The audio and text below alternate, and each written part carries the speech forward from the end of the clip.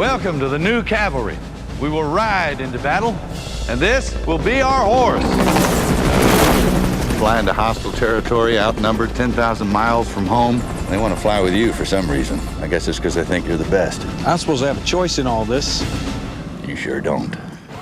My name is Freddie Owens. I'm 72 years old.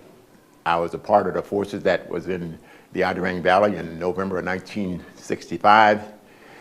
We spent 4 days at X-Ray in Albany. I was in the United States Army as part of the 1st Ag Cavalry Division, the first unit that was deployed, fully deployed to Vietnam.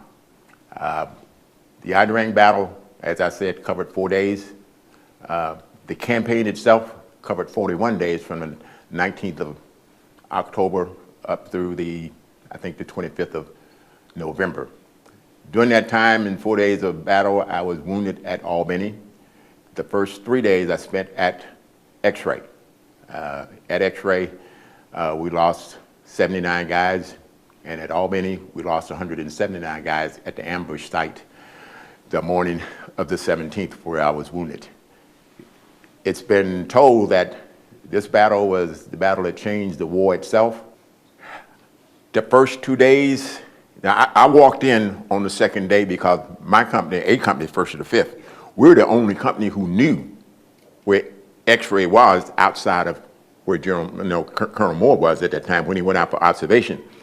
Major Schwarzkopf, which a lot of people don't know, was the commander of the Special Forces camp. I sent him a TWX that morning about the enemy forces.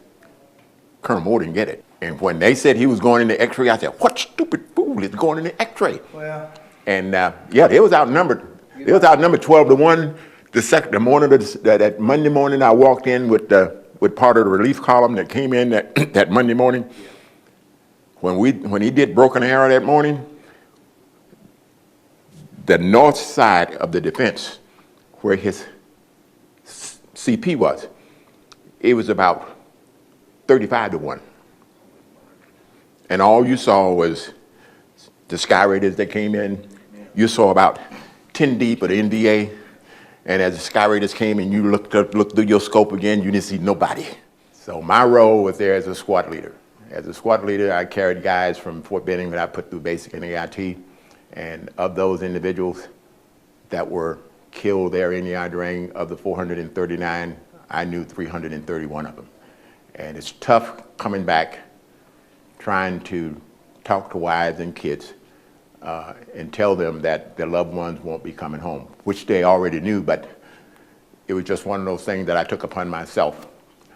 We here at this facility, we moved here about a year ago when VA said they didn't have any room for the rest of the guys to continue this group. Don Dare, Channel 6, he came over and he did a weekend show. And within that weekend show, the Elm Cross Nursing Facility, they granted us full space. And this is where we meet every Monday morning from 10 until 12 to talk about the Vietnam experience. We don't like to dwell in the past, but you have to talk about the past to get into the future. But we don't want you going back there week after week after week talking about the past. Talk about the past, get on with your life. I had to do the same thing. I went to Salem in-house treatment 6 times. And one of my friends, Rick Briscola, that fought in that same battle, he went down with the towers. You know, so and he's on the front cover of the book, We Were Soldiers. And that changed my whole life and my whole perception of what life is all about. I stepped over the line after that, and I have my good days and I have my bad days, but they're more good than they are bad. So if you're looking for a place to share your past and move on to the future, this is the place at the Elm Cross Nursing Facility. We meet here every Monday from 10 to 12, and you're welcome at any time. We also have a website that you can contact us. It's tnbhc.org. Just send your information and we'll take care of you.